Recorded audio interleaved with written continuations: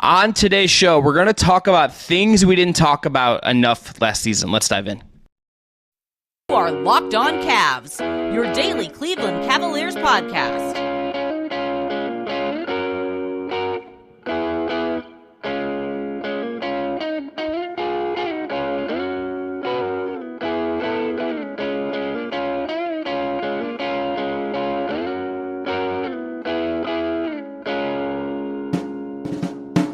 Today's episode is brought to you by FanDuel, the official sportsbook of Locked On. Make every moment more. Right now, new customers come at $5 and get $200 in bonus bets guaranteed. Visit FanDuel.com/LockedOn to get started. All right, I'm Chris Manning, one of the hosts of Locked On Cavs. Later, really in a second, Evan's going to come in. We're going to talk about Evan Mobley. We recorded this episode last week due to some travel that I have for my day job.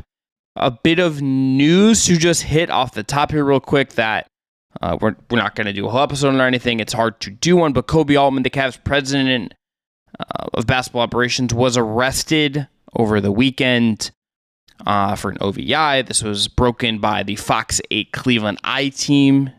This incident happened around at 9 p.m. on September 15th.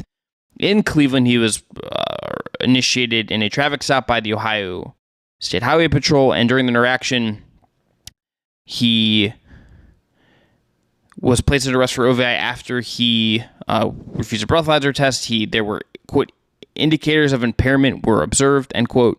He was charged with committing a marked lanes violation in OVI. The Cavs have released a very short statement indicating they're aware of this, and they'll comment further. Media days in a few weeks. I suspect that'll be the next time we hear about Altman or any of that. Ohio's impaired driving laws for a first offense could result in 3 days in jail, or in most cases, in enrollment in the state's driver's intervention program. It also carries a fine ranging from $375 to $1,075. Altman, who did turn 41 over the weekend as well, obviously he's been with the Cavs since 2012. He was promoted in 2022. This will update the story here on Locked On Cavs as more information becomes available, as we learn more. But Koby Altman was arrested over the weekend. I would suspect maybe a suspension or something for him, but he's not going to lose his job or anything like that. But I think unfortunate decision-making on Altman's part to be in that situation, to not get a driver, and to end up there. And we'll see what he has to say. We'll see what the team has to say come media day. But now we're going to just have the awkwardly tradition to talk about Evan Mobley and where he is going to go in year 2. Thanks again to Jake Stevens, as always, for his work on production, and Astral Radio for the music on the way in. Today's show, Evan and I are going to go back and forth telling you things that we don't think we talked about enough last season. We each have picked 3 topics. Evan has 2 on this one, and I have 1. On the next episode that'll come out on Friday, it's the opposite. I have 2, and Evan has 1. So we're going to dive into these and start thinking back about last season, trying to project it forward a little bit as we are a few weeks away from Media Day. Media Day this year for the Cavs will be October 2nd, so we'll have obviously a ton to break down that Monday, October 2nd, when it comes, which again... It's closer than we realize. It's snuck up. But Evan, you have the first topic today. Present it. Tell me what you're thinking about here. So obviously the Cavs brought back Ricky Rubio, not this last offseason, but the offseason prior, and in his limited time with the Cavs before he tore his ACL against the Pelicans, like, Rubio was like a key factor for the off the bench for the Cavs. They do flip him in a first round pick to the Indiana Pacers for Karis LeVert. I think expectations were heightened just based on Rubio's on-court impact for the Cavs heading into last season, but obviously it was a bit one note. It was a little underwhelming. I think there were moments, especially in the postseason, when the Cavs leaned on Rubio that he wasn't able to deliver, and you wonder if it's a physical thing, you wonder if it's a mental thing, but like at least in terms of just like the Cavs bench rotation, we talk about this a lot on this show. Like they had Max Strus, they had George Niang, like that adds 2 new bodies to the rotation naturally. Maybe Ty Jerome flirts with minutes too, but like I think we can't. And I said this in our group text when we were like just laying out ideas. I said the understated value of what Ricky Rubio provided to the Cavs when he was like fully healthy, and more importantly, fully confident, because you said it best whenever we talked about Rubio, like in terms of just before his time with Cleveland, like he wasn't like a superstar defender, nor is he ever really been in his career, but like he played bigger than what his physical limitations kind of gave him. And that was understated with what he gave the Cavs. I think it's also just the fact that like he really gave the bench units harmony in terms of just getting Kevin Love rolling, or maybe there was times like, I don't know, like Colin Sexton for the brief moment that he was available for the Cavs before he tore his meniscus. And like, there's just the Cavs clicked a little bit better with their bench unit. And sure, it's a little trickier the year after the fact that you have Donovan Mitchell in the equation. Like that trumps a lot of things for the Cavs. And then obviously like you're waiting for Rubio to rehab and recover, but it just, that lightning in the bottle experience that Ricky Rubio was for the Cavs is kind of hard to recapture. And I think we didn't talk about enough, like maybe that was a bit of a one-hit wonder, even though like we talked about how he was regressing to the mean a little bit before he had that pretty catastrophic injury to his career and just the setbacks we see now. But it's just interesting to think like how different would Rubio be if he never suffered that ACL tear at the Pelicans? Like would the Cavs be firing on all cylinders? They had signed him to a different contract. It's an interesting thought exercise, but I just think we can't understate how valuable he was when he was healthy for Cleveland. And then like, I think that really skewed expectations for him when he did come back from that ACL tear the following season. I think where I go with this with him is I think it was kind of uncomfortable because of what he meant to the team the year before. I think what Rubio has meant to the organization, what he's been as a player. I think it got uncomfortable to think that just talk about where he fell off, where things went off for him, right? I think that is to me where I kind of go with this, because I think we almost just, you give a guy like that the benefit of the doubt because of what he did, trying to be, I think, kind and empathetic. But then it also just, it fell off the rails for him. It was never the same last year. But that also is, it's very predictable. Like the story of him coming back is really cool, but it's also very predictable to me that someone coming off at his age, coming off the second ACL tear in that same knee would have that. And I think it's uncomfortable to think about the mortality of guys like that and reckon with it, but I think we kind of have to. And I think to me, I don't know how much exactly I feel like they missed him last year, but I do think it got really uncomfortable to talk about that he just wasn't the same guy, and that them trying to recreate the magic with him just didn't exactly work. Well, I'll say it like this. Like, do you think they missed him when things got tight come like play-in tournament time? Like, I don't think even with the fully healthy Ricky Rubio, like regressing back to the mean, they were beating a Kyrie Irving, Kevin Durant led Brooklyn Nets squad. But like that game against Atlanta in the play-in tournament, like the Cavs were feeling themselves quite a bit in the first half, and then you saw them collapse and lose and have their season end much sooner than I think a lot of us expected. Like you have to wonder, does a fully healthy Rubio, who at least had his finger on the pulse of this team, was a guy that Darius Garland gravitated to? So, are you going back? Are you going back a full year to like when he was a full year? Like if he was fully healthy, do you think we have a different conversation about it entirely? Like there's not this mental hurdle, there's not this physical hurdle he had with the ACL tear. Like if that doesn't happen, does the season prior to getting Donovan Mitchell end differently with Ricky Rubio? Like it's I don't know. Like I've been thinking about this a bit. Like.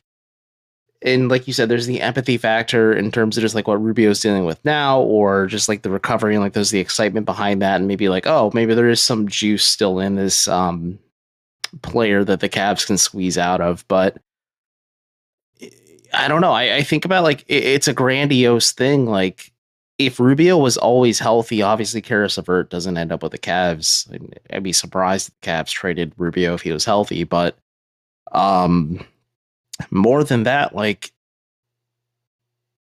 I just feel like Rubio's impact before he had that ACL tear was much more impactful than what we've gotten from Karis LeVert up to this point. And I wonder what trajectory the Cavs are on when just like kind of looking at those two from like two different like what if lenses. Well, I think if I'm going to roll that ahead to last year, let's just say you get a Rubio that didn't get hurt, and like you could have just brought him back and kind of assumed that even if there's some drop off, that he could have been someone you could have really banked on. I think to me, that's the guy. I think that guy you missed last year a little bit just in the playoffs more than anything else, because I think that guy's a creator as a big defender to kind of help you navigate some of that. Would have been really helpful. You couldn't trust him to play real minutes in the playoffs with where he got physically last year. That guy that went down in New Orleans probably hunting for a triple-double just like didn't exist. And I think when you get to last year and you think about what you could have used, a version of that guy scaled down because you brought in Mitchell, you hit your limits with Rubio, and I think you can't bank on that going forward. That was magical in a lot of ways, what he was doing. I think last year you missed the composure, you missed some of the defensive stuff with him. I don't know how much that guy exactly is changing the season. I don't really... I think, yes, the answer is yes. You go back 2 years, yes, but I think last year it's a little bit different to me. It's a little bit more tricky to consider. So, like you said, it's tricky. It's nuanced in the fact that you're going way further back in time, but I don't know. Like you said, if Rubio's confident, if he's healthy, if he's more ingratiated with what the Cavs are doing, you'd assume that they still go get Donovan Mitchell and they have Ricky Rubio coming off the bench, maybe no Karis LeVert, so there's a little bit of different back end rotation guys, but that's neither here nor there. It's just more so the fact, like you said, that one, you look at the play-in tournament when they lose to Brooklyn, then Atlanta, and then you look at the playoffs against the Knicks. If Rubio is much more comfortable, he's much more functional as a player in terms of just realizing that, hey, I'm not the shooter that I was early into the season. I'm able to be the table setter and the guy who makes sure the trains are arriving on time, that you people working within the flow of the offense. Who knows? Maybe Kevin Love is still on this Cavs team if Rubio is available and healthy at the beginning of the season, because I think Kevin Love's 6 Man of the Year campaign goes hand in hand with Ricky Rubio, just really building a lot of momentum for him off the bench behind Evan Mobley. So it's a broader question, but I think looking ahead to this upcoming season, and now we have the uncertainty of whether or not Rubio is going to play because he did step away from basketball for mental health reasons, that if he isn't confident in who he is as a player physically or mentally as well, I'm not saying the Cavs cut bait, obviously, but is this just okay, when we talk about rotation stuff at the back end of the rotation, if we just remove Rubio from the equation, despite maybe how impactful he can be if he is fully healthy and fully ingratiated in what the Cavs are trying to do? Sure. I think if we're looking at just last year, I think what I'm trying to, I think with last year, what you're thinking about is just that I think you feel like you miss him at a very certain point in the year, and how much you can extend that forward, I think is an interesting question of was that sustainable? Was some of that real? All right, we'll talk coming up next. My first one, we're going to center on Evan Mobley and a defensive question. We'll tune in for that coming up next. Today's episode is brought to you by Jace Medical and their Jace case. The Jace case provides 5 life-saving antibiotics for burn to use. All it takes to get a Jace case is to fill out a simple online form, and in some cases, jump on a quick call with one of their board-certified physicians. You can get ongoing care from their physicians on any treatment-related questions. Doctor created, doctor recommended. Do not be caught unprepared. Everyone should be empowered to take care of themselves and their loved ones during the unexpected. They have customers, for instance, that have said that has saved them from not having a doctor in town. Frank wrote, as easy as 1, 2, 3, and it came just in time. I received the package the same day. I got a sinus infection, and my doctor was out of town. No appointments for days. Thank goodness it arrived. Jace Medical is simple. You go online, you fill out a form, and then you get a prescription life-saving medication right to your door. The Jace case gives you peace of mind so that you are not just hoping you have access to medication in an emergency. Jace Medical makes sure you have the medicine on hand. You can save more than $360 by getting these life-saving antibiotics from Jace Medical, plus an additional $20 off by using our code LOCKEDON at checkout at jacemedical.com. That's JASE medical.com. All right, coming back in here on Locked On Cavs. Evan, my first thing is Evan Mobley in the 3-2 zone. Last season, they didn't see it. We saw it here and there. There's a different way they used him on defense, which we're going to talk about in this segment. But I think about his rookie year and the 3-2 defense, the Kevin Garnett zone, as it was called by the coaching staff and by JB Bickerstaff publicly a lot. That was a thing they used to... friend of the program, Mac Robinson. Well, you know what? Mac's listening. Mac's a good fan. I have, and I count like 300,000 TikToks from him via DM. So yeah, Mac. If you're listening, I'm gonna call you out right now. Stop DMing me things on TikTok, an app I don't open a lot. Text me. I'm glad you're also. Text me. I'm glad you're also a friend with Mac Robinson on TikTok because. Mac, text me. Stop sending me TikToks. Text me. I love Mac so much, but I have so many to look at, and I'm afraid to look at them at this point because there's so many of them. Text me like a normal human being, like an adult man who has my phone number, Mac. Grow up. Okay, Evan Mobley. 3-2 zone his rookie year. He is at the top of the zone. It is a common look for them and eats up space. Last year, don't see it. Instead, what you saw them do, particularly I think of the Heat game against Jimmy Butler, where they stash him on the lead scorer and say, you're going to eat that guy up. We're going to dictate a 4-on-4 on this other side. You're going to eat up that guy. We didn't see the zone. I have theories, Evan, as to why we didn't see it. I think it should come back. I think it's a look you have to incorporate to continue elevating the defense. I think you have the personnel to do it. I think it would relieve some of the burdens of the small guards at times. I just don't. It's a failure for me as someone who's curious about this to not have asked about that last year. This is something that it's like it was such a linchpin of Mobley's rookie year and what made him great, and then it just didn't exist in year two, and it was never really discussed publicly. So you said there are theories. What is your theory behind this? Because it is interesting to think like this was a linchpin of what made Mobley so effective defensively. It created certainly a unique wrinkle in the fact that like this is a late 90s, early aughts thing that maybe some NBA teams don't prep for on any given night, like the Cavs can deploy. But like, what is your working theory on this? I wonder if they liked the zone a little bit, in part because they had bigger wings they could run it with. So like, you could have, Rubio was in that zone a lot, and Rubio can play as this bigger wing. I think that.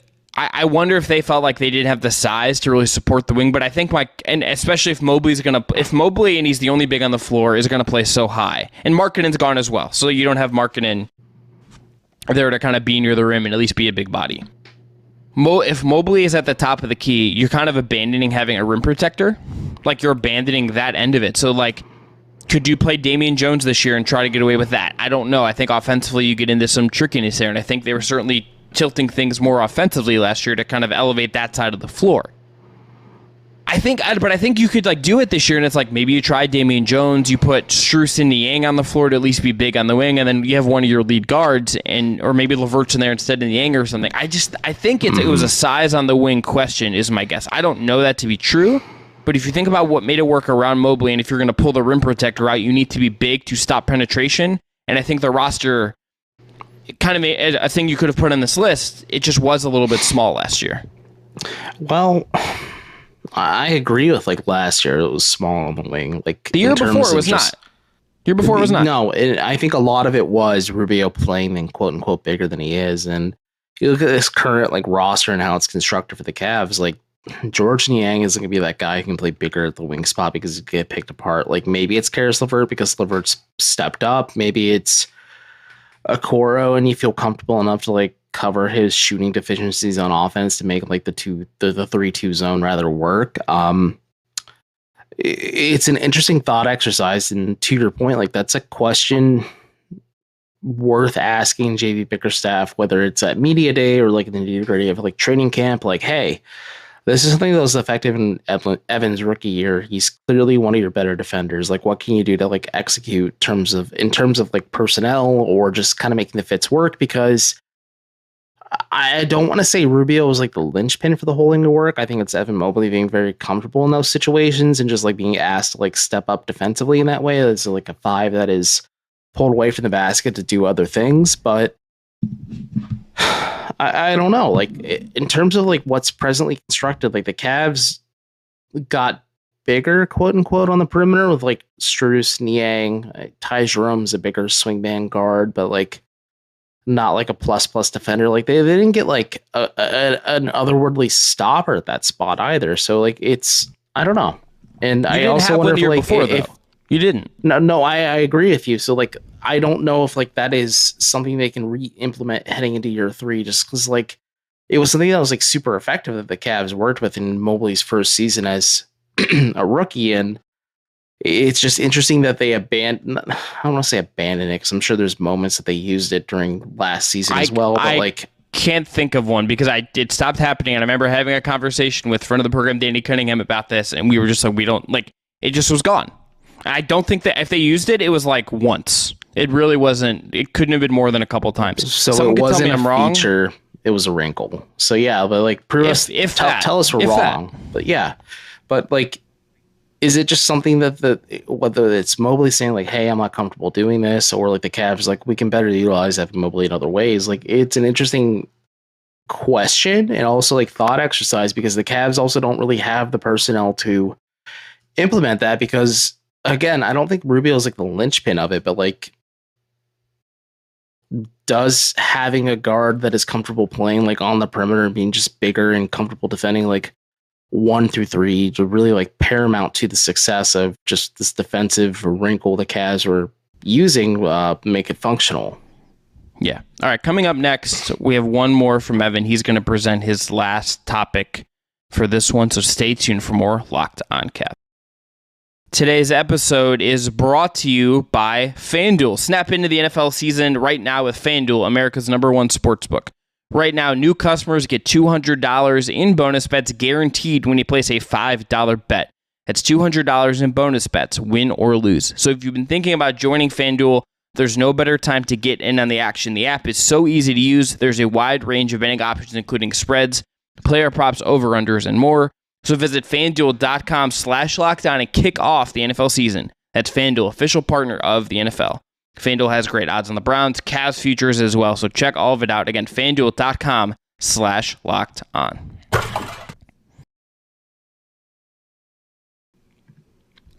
Today's episode is brought to you by FanDuel, America's #1 sportsbook and the official sportsbook of Locked On. You can snap into the NFL season right now with FanDuel. New customers get $200 in bonus bets guaranteed when you place a $5 bet. That is $200 in bonus bets, win or lose. So if you've been thinking about joining FanDuel, there's no better time to get in on the action. The app is easy to use. They have a wide range of betting options, including spreads, player props, over-unders, and more. So visit FanDuel.com/lockdown and kick off the NFL season. FanDuel, official partner of the NFL. And again, the official sportsbook of Locked On. Evan, present your last topic here. So the Cavs are a team that 2 seasons ago, Evan Mobley's rookie year, that took a lot of teams by surprise, I think, and also just spectators, fans, etc. included. And heading into this last season, when they acquired Donovan Mitchell, like, expectations changed quite a bit. But I think back to the rather abrupt ending to the season at the hands of the New York Knicks, and then like Kobe Altman's exit interview where he's talking about how, well, yeah, we were out rebounded by New York, we were out hustled and out intangible, et cetera, by the Knicks as well, but we were able to do X, Y, and Z in the regular season. We were able to get Donovan Mitchell's best regular season ever, but Donovan Mitchell shut up flat. Like, are the Cavs a team that, and I guess like a comparison point, like, are they the Indianapolis Colts with Peyton Manning at the helm, where they do all this crazy, amazing, wonderful, fantastical stuff in the regular season, but they run into their Achilles heel, which is the postseason, or more so in Peyton's case, like Tom Brady or the biggest moment, and you watch the Cavs crumble in real fashion. Like, is it a coaching thing? Is it a personnel thing? But like, I talked about this a little bit many episodes ago, but like, going forward, I don't care what the Cavs do in the regular season, because when the postseason rolls around and let's say they get flamed out in the first round again, like, I could care less that you're one of the number 1 defensive teams in the regular season. Like, you got embarrassed by the New York Knicks, or a team that you probably should have beaten in the first round, and let's say like the Cavs beat the Knicks last season, like they go out in 6 or 7 against Miami, a team that eventually makes the NBA Finals. Like, that's much more noteworthy than getting absolutely punked by a team that, at least on paper, you're better than. And I just wonder, like, how much longer can we use regular season wins as a barometer of success? And like we talked about this, like in terms of ingratiating the new guys, but like in the grand scheme of what this Cavs team does going forward under JB Bickerstaff with Garland, Mobley, Mitchell, and Allen is like your top four. Mm-hmm. How much more can we use the regular season as a barometer for success before we say like, okay, this goose might be getting cooked because we're not, something just isn't clicking. I think it's this year. I really think it's this year. I think this year, coming off the playoff loss, considering you have the Mitchell pressures, considering Evan Mobley's in year 3 and Darius Garland's a year older and is now on his max rookie extension, the quote unquote fun max. I think this is the year. I think this is when it's regular season is not going to matter as much. I think you felt that with how people discussed the playoff loss. I think with how the fan base reacted to it. I think how the team talked about it. I think this is the year where the pressure is on in that way. I think if they win 50 plus games again and or have a great net rating and are the third seed in the East or the second seed in the East or something, and then they flame out in the first round of the playoffs, okay, then it's maybe not as long-standing as like the Jazz and like what happened there with their reckoning, but I think you're going to have some reckoning and some changes and some tough questions to ask at a bunch of different levels. I don't know exactly what that entails or where that goes, and it's not even fair to look ahead that far to me. But what I do think is that the playoffs and the way they got punked out of it, it's not like they made it to the second round and like got knocked out by the eventual champ or a team that made the finals or something. Yeah. They got straight up punked by a team that then the Miami Heat pretty much dominated and were aided by a player who the Cavs cast off because he couldn't play for them anymore. The way they went out is just the exact kind of way that I think sets up this year to just be all about April and May, and what you do there much less than it is what do you accomplish in the regular season this year.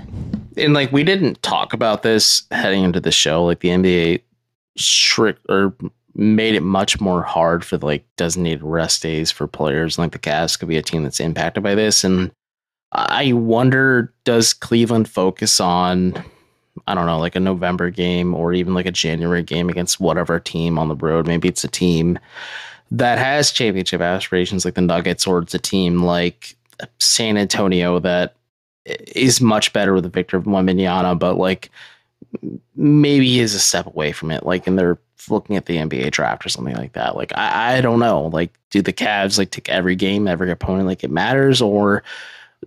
And I'm certainly biased a little bit, or maybe my like lenses are tinted a little bit, but like I think about like back to the LeBron era Cavs, the second stint at least, where they made 4 consecutive finals. Like you could tell like this Cavs team could care less about the regular season after LeBron came back for the second time. And like they were focused on the postseason. And Ty Lue was a great proponent of this, like preparing things for the postseason that like teams couldn't prepare for, or the Cavs kept their cards very close to the vest. So like they didn't reveal what their strategies were. Like, do the Cavs have that gear? Do they have that level to hit that? And do they not maybe prioritize or obsess over regular season success? Because like you said, like April, May, even June, if you go that far, or depending on how the finals shake out, July too, like there's much more on the line. And to your point, like I think it's this upcoming season, and I don't know what wholesale dramatic change looks like. Like there's could be a lot of it, there could be none of it, but the Cavs had a very good offseason. And now I'm just like curious, like, okay, what do you guys do to not rest on the laurels of regular season success? Because you only get that benefit so many times before fans or people who analyze this team at every single level just kind of say like, okay, enough's enough. Like either you're successful or you have to get off the pot and move on from this situation.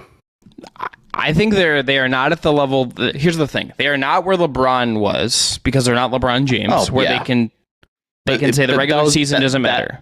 That was my reference point. Where like, how seriously do you take the regular season before you realize like, okay, this doesn't matter much unless it's seeding, and then like we got to be as healthy as possible, and like we don't show our hand as much, and like really do some crazy stuff to like throw off the Atlanta Hawks, which were like the regular season darlings, and the Cavs punked in 5 games. They are they are not a team that can do that, but they're also a team now in a weird spot where like they have to accomplish something beyond there, and the regular season doesn't matter. Like the best case scenario for the Cavs is they rack up a ton of regular season wins and are the third seed in the East or something like that, or the second seed or something. Just really, really successful regular season team, and then level up and get to like the second round of the conference finals, and they thread the line of like, hey, we took this great regular season success and actually built on it, whereas last year it made them look like, I don't think they were frauds, but like they came out looking like frauds. I wouldn't say they're frauds because there's a lot of I don't either, but they come out looking that team. Yeah, but I think they just come out looking that way. Yeah, I understand that thought, because if you don't watch the Cavs on a day-to-day basis like we do, and you're like tuning into Cavs Knicks because there's off-season intrigue or off-court intrigue and just intrigue in general because you love the NBA or just basketball in general, like, yeah, you're like watching the Cavs like, oh, this team did X, Y, and Z in the regular season. Donovan Mitchell scores 71 points, blah, blah, blah. They're like one of the best teams, like not with LeBron James on the roster where like they have nothing to show for it. Like, yeah, there's the stink of being fraudulent with it, but maybe now like you're trying to distance yourself from that to like build out of the shadow of LeBron. Like, it's an untenable task because it's just hard in general, but like the Cavs are at a weird crossroads where like they can say like, yeah, we are an organization that is able to build out of the shadow of LeBron James and be a different organization entirely, but a regular season success only does so much because people only remember what happened recently. And to your point, like, fraudulent is a term that could come up because the Cavs got punked in the first round. Like, they, other than game 2, like, they laid down and let New York do whatever they wanted to them in those 4 losses. Let's end there. I'm Chris Manning. That is Evan Dammarell. Thanks again to Jake Stevens for producing Back at You Friday with another round of things we didn't talk about enough last season with the Cleveland Cavaliers. Hope you tune in. Please subscribe, rate, and review. 5 stars only if you've not already.